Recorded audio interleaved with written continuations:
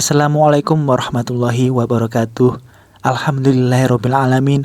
Wassalatu wassalamu ala asyrofil anbiya'i wal mursalin wa ala alihi wa sahbihi ajma'in, amma ba'd. Sebelum memulai kajian pada hari ini, marilah kita panjatkan puji syukur kepada Allah Subhanahu wa taala yang telah melimpahkan rahmat serta hidayahnya sehingga kita dapat berjumpa dalam keadaan sehat walafiat seperti saat ini.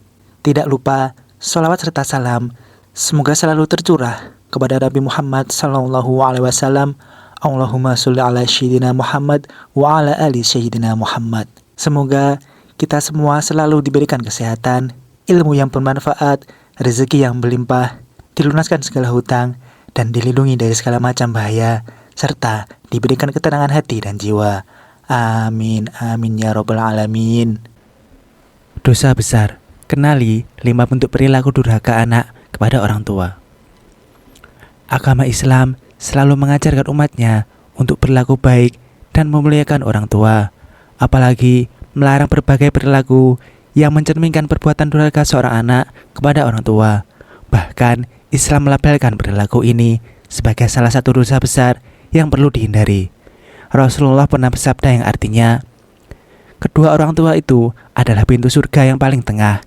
Jika kalian mau memasukinya, maka jagalah orang tua kalian.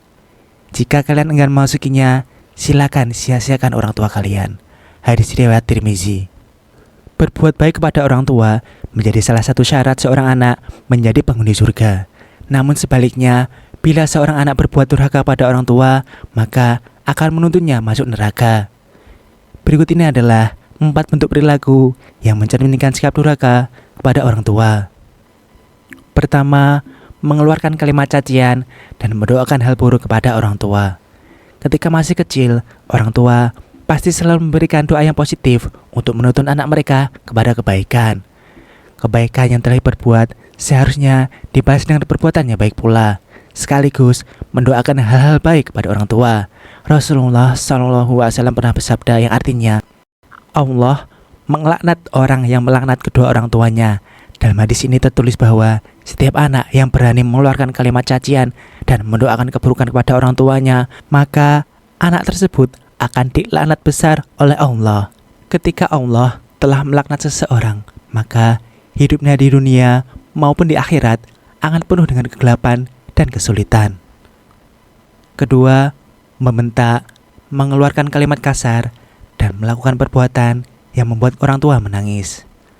Agama Islam selalu mengajarkan seorang anak untuk menjaga perkataan dan perbuatan kita agar tidak menyakiti hati orang tua, apalagi sampai membuatnya menangis.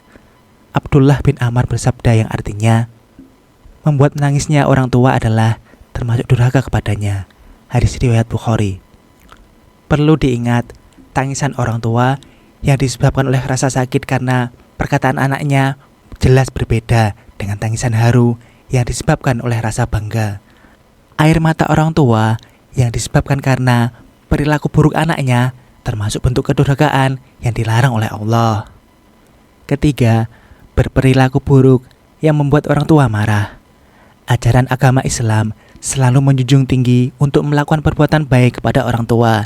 Nabi Muhammad SAW pernah bersabda yang artinya, dan barang siapa pagi-pagi membuat marah kedua orang tuanya, maka baginya 2 pintu yang terbuka menuju neraka. Dan jika ia sore-sore berbuat demikian, maka baginya seperti itu. Dan kalau orang tua seorang, maka ia mendapatkan 1 pintu meski keduanya menganiaya. Hadis riwayat Baihaqi. Hadis ini menegaskan bahwa sebaiknya sebagai seorang anak kita dilarang melakukan hal yang buruk yang dapat memancing kemarahan orang tua. Setiap orang tua pasti tidak mau melihat anak mereka melakukan perbuatan yang buruk, apalagi perbuatan yang dilarang keras oleh agama Islam seperti maksiat, berjudi, minum minuman keras, dan banyak lagi. Keempat, mengeluarkan kalimat hinaan kepada orang tua. Baik di kondisi apapun, tidak ada alasan bagi seorang anak untuk mengolok-olok orang tuanya sendiri, apalagi sampai menjelekkan orang tua di hadapan orang lain.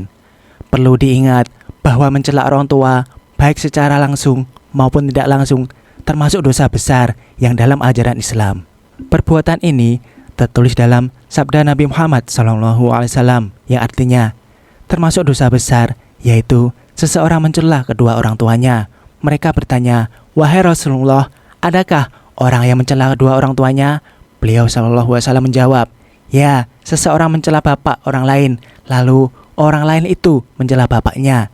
Seseorang mencela ibu orang lain, lalu orang lain itu mencela ibunya." Hadis riwayat Al-Bukhari dan Muslim. Jadi, itulah beberapa bentuk perilaku durhaka anak kepada orang tua yang perlu dihindari. Semoga informasi ini bisa menjadi ilmu baru untuk menghindari perbuatan durhaka ini.